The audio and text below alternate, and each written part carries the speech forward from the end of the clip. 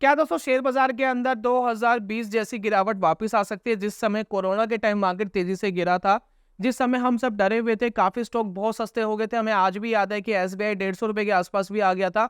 तो क्या इस तरीके की गिरावट मार्केट के अंदर दोबारा हो सकती है, क्योंकि तेजी से गिरता हुआ बाजार दिखाई दे रहा है? क्या फंडामेंटल रीजन यहाँ पर दिखाई दे रहे हैं? क्या टेक्निकल रीजन मार्केट के अंदर अभी फिलहाल बने हुए हैं? तो आज की वीडियो के अंदर दोस्तों डिस्कशन करेंगे। और आप सभी को याद होगा, जो हमें रेगुलर फॉलो करते हैं, तो संडे वाले दिन हम लाइव आपसे डिस्कशन करते हैं, क्वेश्चन आंसर करते हैं। तो मैंने आपको बोला था कि टेक्निकल कैंडल्स अगर इसका एक लो ब्रेक होता है तो यहाँ पर एक सिनेरियो वीक बनता हुआ दिखाई देगा। तो क्या उस कैंडल का लो ब्रेक हुआ या नहीं हुआ, प्लस निफ्टी 50 के टॉप वेटेज स्टॉक्स का टेक्निकल क्या कह रहे हैं, बैंक निफ्टी का क्या कह रहा है, और प्लस एक गिरावट से पहले की प्रिपरेशन के बारे में भी बात करेंगे दोस्तों। तो बहुत इंपॉर्टेंट वीडियो है। देखते हैं क्या 2020 जैसी गिरावट मार्केट कंटिन्यू कर सकता है या नहीं कर सकता, जानेंगे दोस्तों आज की वीडियो में।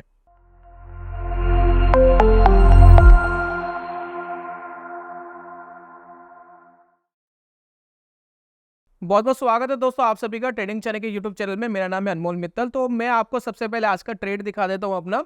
तो बेसिकली दोस्तों मार्केट के अंदर ना एक आपकी समझ क्या होनी चाहिए कि किसी को नहीं पता मार्केट क्या रिएक्ट करेगी। मार्केट आज बहुत तेज जाने वाली है, मार्केट नीचे जाने वाली है, मार्केट साइडवेज रहने वाली है, किसी को नहीं पता। 100% कोई भी नहीं बता सकता। कोई मैनिपुलेट कर रहा है मार्केट को तो अलग बात है। तो बेसिकली देखिए 51,300 के आसपास बैंक निफ्टी का मैंने एक पुट लिया था, जिसको मैंने एसएल में निकाला, जिसके अंदर लगभग 2,000 रुपए के आसपास का नुकसान हुआ था। देन उसके बाद कॉल अच्छा चल रहा है, कॉल के अंदर पैसा बन रहा है। आप यहाँ पर देख रहे हैं लगभग दोनों को अगर मैं माइनस करके भी दिखा दूं तो ऑल ओवर मुझे नेट प्रॉफिट अभी 6,500 का आ रहा है। और अभी ये 8,000 के आसपास भी आ रहा था, क्योंकि मार्केट एकदम बॉटम पे था, तो वहां पर मुझे प्रॉफिट आ रहा था। तो देन देखेंगे कि कब मार्केट रिवर्स करने की पॉसिबिलिटी में आता है, तो कब मैं इसको एग्जिट करूंगा। तो यहाँ पर हमें एक प्रॉफिट आ रहा है। मैं सिर्फ ये प्रॉफिट आपको इसलिए दिखाना चाहता हूँ कि मार्केट में आपको अपने व्यू चेंज करने पड़ते हैं। हमें लग रहा था कि 24,000 जो निफ्टी का है वो एक अहम सपोर्ट है, और उस टाइम बैंक निफ्टी 51,300 के आसपास काम कर रहा था, ट्रेड कर रहा था। तो वहां पर एक पॉसिबिलिटी बन रही थी कि शायद मार्केट यहाँ से उठ जाएगा। तो ऑब्वियसली अगर मार्केट उठता तो पुट जो मैंने यहाँ शॉर्ट करा उसमें प्रॉफिट आता। लेकिन मार्केट ने कहा नहीं जी, मैं नीचे जाने वाला हूँ। उस समय बैंक निफ्टी भी ऑलमोस्ट 1% के आसपास डाउन था, 1.5% के आसपास निफ्टी 50 डाउन था। तो यहाँ पर डर भी लग रहा था कि क्या मार्केट और नीचे जा सकता है। तो मार्केट की हमेशा रिस्पेक्ट करनी चाहिए। Nobody's knows where to market goes, मैं बहुत बार बार आपको बोलता हूँ। तो मार्केट उसके बाद और नीचे गया। मुझे उम्मीद नहीं थी कि कॉल इतना पैसा देकर के जाएगा, अभी दे रहा है, बाकी देखते कब तक सस्टेन करता है। तो हमेशा मार्केट के मूव्स की रिस्पेक्ट करनी चाहिए। किसी को नहीं पता मार्केट कितना नीचे गिर सकता है, कब तक नीचे जा सकता है। जैसा मुझे भी उम्मीद नहीं थी, 1.5% मार्केट ऑलरेडी गिर गया, बैंक निफ्टी 1% ऑलरेडी गिर गया, तो एक सपोर्ट लेके और ऊपर भी जा सकता था। लेकिन मार्केट गिर गया है, पैसा बन रहा है, तो उसकी रिस्पेक्ट करनी चाहिए। मार्केट जब तक गिर रहा है रिस्पेक्ट करो, पैसा कमाओ, जब लगे रिवर्स कर सकता है तो एग्जिट कर जाओ। तो मेनली ये ट्रेड दिखाने का मेन मोटिव यही था कि मार्केट को बहुत ज्यादा प्रिडिक्ट करने की कोशिश नहीं करनी चाहिए, मार्केट के मूव के साथ बने रहना चाहिए। चलिए सबसे पहले अब बात करते हैं टेक्निकल्स की।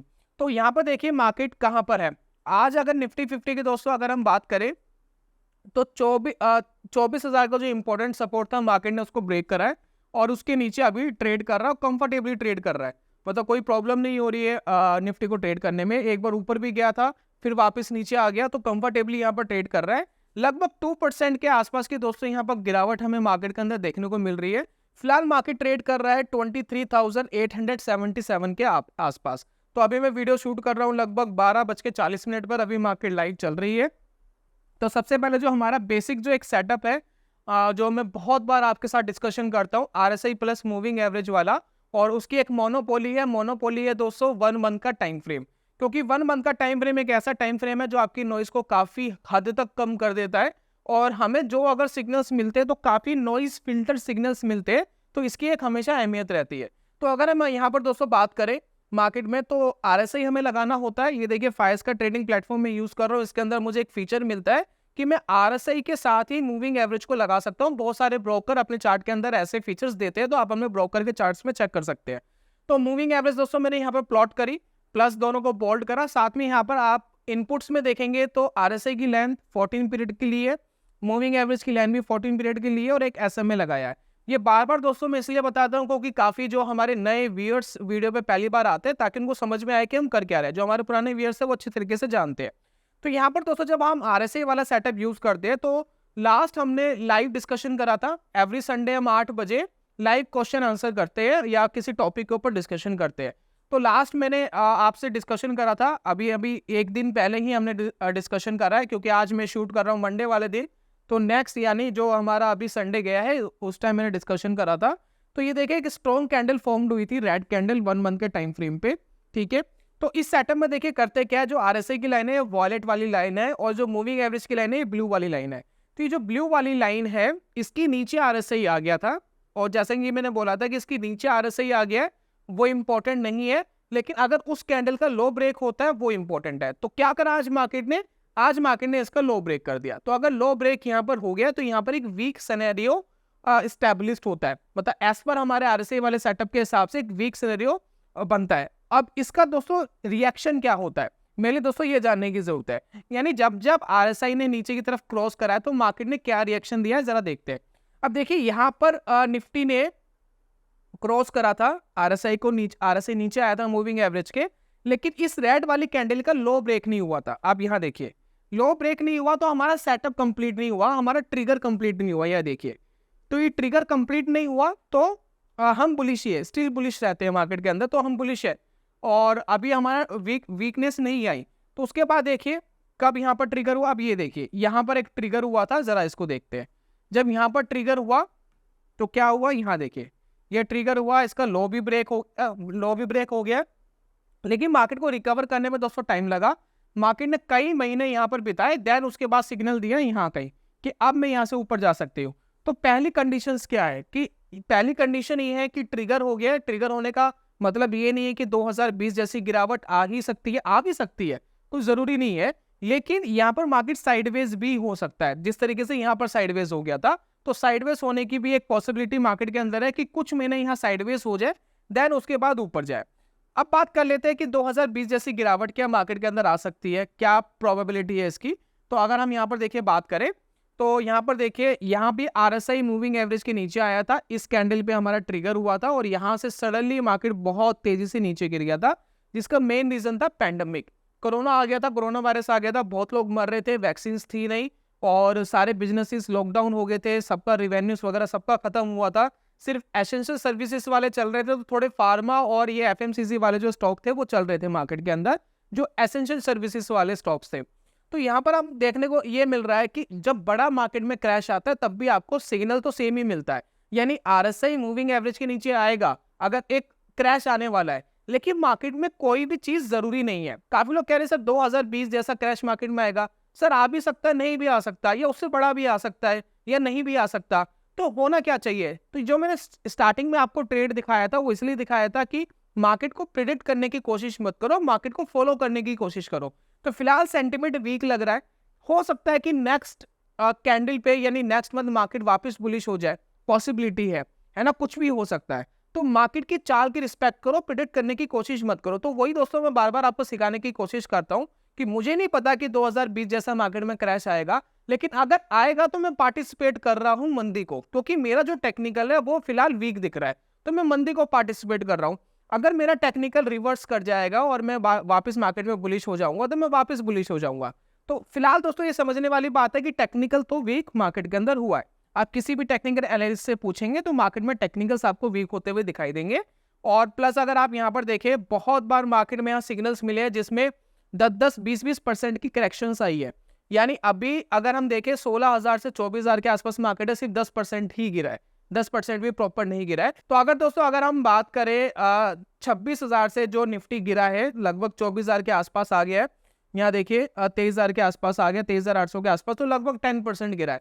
और जब आरएसआई ये नीचे ब्रेक करता है तो लगभग 20% की अवूमन गिरावट, 15-20% की नॉर्मली गिरावट देखने को मिलती है। तो यहाँ पर हमें ये तो दिख ही रहा है। प्लस अगर हम बात करें एक क्रैश आया था लगभग 2015 में, देखिए यहाँ भी आरएसआई नीचे आ गया था, कैंडल के नीचे आ गया था, और एक बड़ी गिरावट थी, 9,000 से निफ्टी 7,000 के आसपास आ गया था, है ना। तो बड़ी गिरावट हमें 20-25% की गिरावट हमें मार्केट में देखने को मिली। प्लस यहाँ पर देखिए 2008 में भी ये ऐसा ही हुआ था कि आरएसआई नीचे आया था, देन उसके बाद काफी बड़ी गिरावट आई। लेकिन बहुत बार मार्केट में ऐसा भी हुआ है कि नीचे भी आया है, फिर सस्टेन नहीं करा, फिर वापस ऊपर चला गया। तो दोनों चीजें मार्केट के अंदर हो सकती है। तो क्रैश आएगा नहीं आएगा किसी को नहीं पता, नोबडीज नो, सब अंदाजा लगाएंगे, सब आपको कहेंगे कि ये होगा वो होगा, लेकिन जो भी होगा होने दीजिए, आपको सिर्फ मार्केट को फॉलो करना है, टेक्निकल्स को फॉलो करना है। अभी फिलहाल वीक है तो वीकनेस को फॉलो कर लो, अगर स्ट्रेंथ आती है तो स्ट्रेंथ को फॉलो कर लो। सिर्फ यही दोस्तों मार्केट में कर सकते हैं। अब यहाँ पर दोस्तों वीकनेस बनी हुई है। अब यहाँ पर काफी लोग मुझसे पूछेंगे सर नेक्स्ट सपोर्ट क्या है? आप खुद निकाल सकते हैं, किसी की जरूरत नहीं है सपोर्ट ढूंढने के लिए। मैं आपको तरीका बताता हूँ कैसे। सबसे पहले देखिए नेक्स्ट मार्केट ने कहां से ब्रेक करा था अपने आप को, मतलब एक स्विंग हाई हुआ, उस स्विंग हाई को मार्केट ने कहां से ब्रेक करा था। तो यहाँ पर देखिए एक स्विंग हाई मुझे यहाँ पर दिख रहा है, ये वाला जो दोस्तों लेवल है ये मार्केट के अंदर एक स्ट्रॉन्ग सपोर्ट है। ये ऑलमोस्ट आता है 23,000 से लेकर टू 22,800 तक। ये मार्केट का एक नेक्स्ट सपोर्ट है, यहाँ पर शायद मार्केट सपोर्ट ले सकता है। उसके बाद अगर मार्केट इसको भी सस्टेन नहीं करता है तो कहां ले सकता है? ठीक इसके नीचे, ठीक इसके नीचे देखिए एक स्विंग हाई ये था जिसमें मार्केट ने बहुत बार सपोर्ट लिया है, और ये लेवल है दोस्तों 22,000 का, इंपॉर्टेंट सपोर्ट है। उसके बाद कहां ले सकता है? बहुत क्लियर बता रहा हूं, उसके बाद बहुत क्लियर सपोर्ट मार्केट में बनता है, वो है ये लेवल है लगभग 20,200 के आसपास। ये राउंड फिगर में आप 20,500 भी मान सकते हैं। तो ये मार्केट में कुछ है जो मार्केट के अंदर सपोर्ट्स हमें मार्केट में दिखाई दे रहे हैं, ठीक है।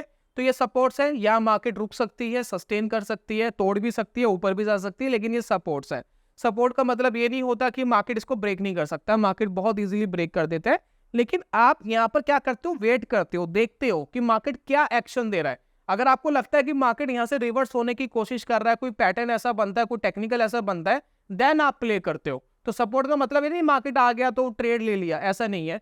प्लस यहाँ जो भी मैं टेक्निकल एनालिसिस दिखा रहा हूँ ये कोई बाइंग एंड सेलिंग रिकमेंडेशन नहीं है, कोई एडवाइजरी नहीं है, सिर्फ एजुकेशन पर्पस के लिए दोस्तों टेक्निकल वगैरह हम यहाँ पर देख रहे हैं सीखने के लिए। चलिए अब बात कर लेते हैं टॉप वेटेज वाले स्टॉक्स की, और इनके बाद हम बात करेंगे निफ्टी बैंक के चार्ट के ऊपर कि निफ्टी बैंक का चार्ट क्या कह रहा है। तो आप दोस्तों यहाँ पर देख लेते हैं रिलायंस टॉप वेटेज कंपनीज क्या टेक्निकल दे रही है मार्केट के अंदर, उनका टेक्निकल देखते हैं। तो अगर रिलायंस की दोस्तों बात करें, रिलायंस के अंदर भी ट्रिगर यहाँ पर होता हुआ दिखाई दे रहा है। ये देखिए इस कैंडल ने आरएसआई को नीचे लेकर के आई मूविंग एवरेज को, इसका लो भी ब्रेक हो गया, तो टेक्निकल खराब होता हुआ दिखाई दे रहा है। नेक्स्ट सपोर्ट की दोस्तों अगर हम बात करें तो नेक्स्ट सपोर्ट लगभग ये आता है, ये आता है लगभग 1100 के आसपास। तो 1100 के आसपास आपको देखना चाहिए कि मार्केट क्या एक्शन देता है, तो उस हिसाब से आप अपना ट्रेड प्लान कर सकते हैं, जो भी है वो आप देख सकते हैं। फिर उसके बाद करते हैं हम टीसीएस के ऊपर बात।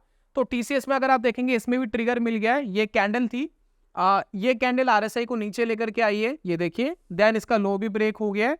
नेक्स्ट सपोर्ट की अगर हम बात करें, फिलहाल ये सपोर्ट पर ही है।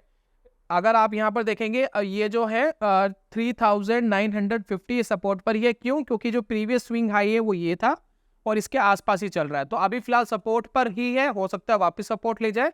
काफी लोग कहेंगे जी बुलिश कब होगा, ये कैसे पता लगेगा? जब आरएसआई मूविंग एवरेज के ऊपर आ जाएगा, देन हमें पता लग जाता है कि सेंटीमेंट ठीक हो गया मार्केट के अंदर। अब यहाँ पर देखते हैं, बात करते हैं एचडीएफसी बैंक की। एचडीएफसी बैंक ऑलरेडी रेजिस्टेंस पर है, ये देखिए एक रेजिस्टेंस है, लेकिन आरएसआई ने अभी वीक नहीं गया, आरएसआई भी नीचे नहीं गया है मूविंग एवरेज के, तो रेजिस्टेंस पे जरूर है, लेकिन बैंक काफी हद तक होल्ड करने की कोशिश कर रहे हैं अपने आप को। अगर एचडीएफसी होल्ड करने की कोशिश कर रहा है तो ऑब्वियसली बैंक निफ्टी होल्ड करने की कोशिश कर रहा है। यहाँ पर यह समझने की जरूरत है कि अगर बैंक निफ्टी किसी वजह से वीक होता है, कैसे भी अगर वीक होता है, तो निफ्टी का क्या हाल होगा, क्योंकि रिलायंस ऑलरेडी वीक दिख रहा है, टीसीएस सपोर्ट पर है लेकिन सपोर्ट तोड़ता है तो क्या होगा, और देन उसके बाद बैंक्स अगर अपना वीक होते तो क्या होगा, तो गिरावट जो है वो ज्यादा हावी हो जाएगी अगर ये सारे सिनेरियो मैच होते हैं। उसके बाद दोस्तों बात करते हैं भारतीय एयरटेल की। भारतीय एयरटेल का चार्ट बहुत बुलिश चल रहा था, लेकिन अब यहाँ से प्रॉफिट बुकिंग आने स्टार्ट हुई है, जैसे कि आप देख सकते हैं। यहाँ पर देखिए आरएसआई नीचे आ गया था इस कैंडल पे, इसका लो भी ब्रेक हो गया, तो सेंटीमेंट खराब होता हुआ दिखाई दे रहा है। ये करेक्शन हो सकती है, ये बड़ी गिरावट हो सकती है, किसी को नहीं पता, लेकिन कब रुकेगा? जब आरएसआई वापस मूविंग एवरेज के ऊपर जाएगा। कब जा सकता है? कभी भी, नेक्स्ट कैंडल भी जा सकता है, इसी कैंडल पे करंट कैंडल ऊपर चली जाए तो चली जाएगा, तो कभी भी जा सकता है। तो सिर्फ आपको मार्केट को फॉलो करना है, प्रिडिक्शन नहीं करनी है कि हमें वीक लग रहा है तो गिरना ही चाहिए, ऐसा नहीं होता। अल्टीमेटली मार्केट ही प्राइस एक्शन को चला रही है या इंडिकेटर्स को चला रही है, इंडिकेटर तो ना मार्केट को चला रहे हैं, तो ये दोस्तों समझना जरूरी है। उसके बाद दोस्तों आईसीआईसी बैंक देखते हैं। जैसे कि मैंने बोला एचडीएफसी भी आरएसआई का नीचे नहीं आया और आईसीआईसी बैंक का आरएसआई भी नीचे नहीं आया, मूविंग एवरेज को दोनों ऊपर बने हुए हैं, तो दोनों होल्ड करने की कोशिश कर रहे हैं बैंक निफ्टी को, तो इनका चार्ट फिर भी स्ट्रॉन्ग दिख रहा है, इनका ज्यादा खराब नहीं हुआ है। एसबीआई की बात करें, देखिए एसबीआई नीचे आया था लेकिन एक इसकी कैंडल बनी जिसका लो ब्रेक नहीं हुआ है, जैसे कि आप ये देखिए ये नीचे आया था, ये कैंडल फॉर्म्ड हुई, इसका लो ब्रेक नहीं हुआ है, लो है 760। तो मैं जब तक इसको वीक नहीं मानूंगा जब तक ये 760 के नीचे नहीं आता।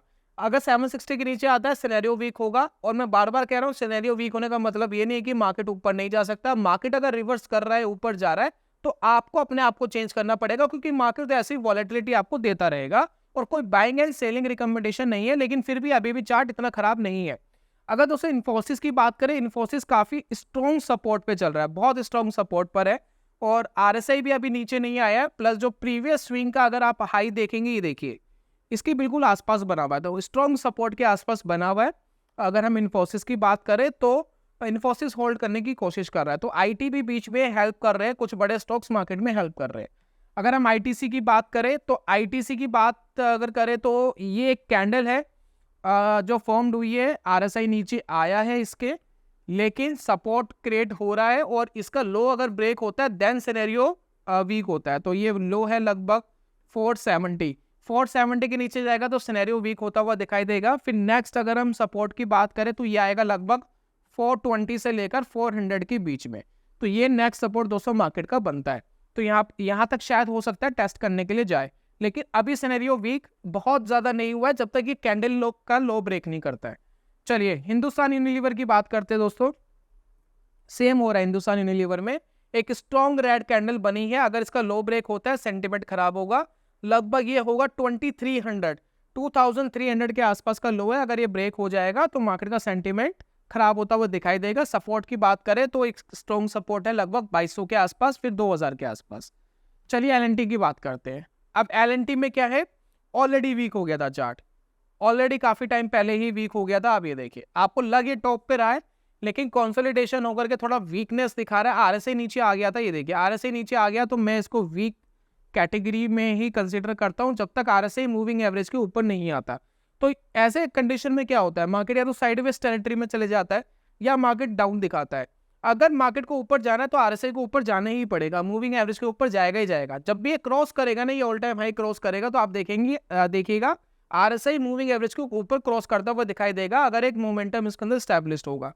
तो फिलहाल वीक सिनेरियो इसके अंदर भी बन रहा है, मतलब एक प्रॉफिट बुकिंग इसके अंदर भी स्टार्ट हुई है। बाकी देखना पड़ेगा कब थमती है। और जितने भी दोस्तों मैंने स्टॉक बताए, मैं बार बार आपको डिस्क्लेमर दे रहा हूँ, as per SEBI rule and regulations, ये कोई बाइंग एंड सेलिंग एडवाइजरी नहीं है। ये सिर्फ आप कैसे टेक्निकल एनालिसिस कर सकते हैं, ये जो आरएसआई वाला सेटअप था इसको कैसे यूज कर सकते हैं, और अपनी प्रिडिक्शन खुद आप टेक्निकल एनालिसिस से कैसे कर सकते हैं, एनालिसिस कैसे कर सकते हैं, सिर्फ वही है।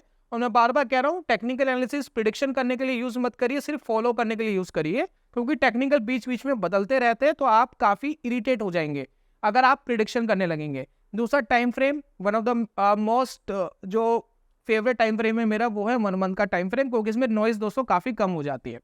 चलिए अब बात करते हैं निफ्टी बैंक की। निफ्टी बैंक क्या कह रहा है, ये दोस्तों निफ्टी बैंक का चार्ट है। फर्स्ट टाइम निफ्टी बैंक का जो चार्ट है वो आरएसआई को क्रॉस करने की कोशिश कर रहा है, ये वाली जो कैंडल अभी करंटली बन रही है। तो जैसे कि मैंने बोला कि अगर निफ्टी बैंक पार्टिसिपेट करने लग गए निफ्टी को, तो बड़ी गिरावट यहाँ स्टेब्लिश्ड हो सकती है। क्योंकि यहाँ पर देखिए क्या होगा, ये देखिए अभी क्या है, ये इसको क्रॉस करने की कोशिश कर रहा है। तो पहली बात तो ये है कि इस पूरे मंथ में ये देखना पड़ेगा ये कैंडल क्या कर रही है। ये कैंडल क्या 50,000 के नीचे जाकर के कंफर्टेबली क्लोज कर रही है क्या। अगर ये मंथली कैंडल 50,000 के आसपास या उससे नीचे जाकर के क्लोज करती है अपने बॉटम के आसपास, तो सिनेरियो पहली बात तो वीक हो जाएगा। देन हमें ये देखना पड़ेगा फिर उससे नेक्स्ट मंथ क्या इसका लो ब्रेक होता है। अगर दोनों ट्रिगर होते हैं तो ऑब्वियसली निफ्टी 50 को काफी डेंट पड़ेगा, क्योंकि ऑलरेडी जो बड़े प्लेयर्स हैं या रिलायंस वगैरह है, ये सपोर्ट नहीं कर रहे, और बैंक भी अगर सपोर्ट करना बंद कर देंगे तो एक बड़ी गिरावट की तरफ मार्केट जा सकता है। लेकिन जरूरी नहीं है, बड़ी गिरावट हम टेक्निकल में देख रहे हैं, बड़े टाइम फ्रेम में देख रहे हैं, लेकिन ऐसा मार्केट में बहुत बार हुआ है हिस्ट्री के अंदर कि मार्केट वापस रिवाइव कर गया ऊपर की तरफ।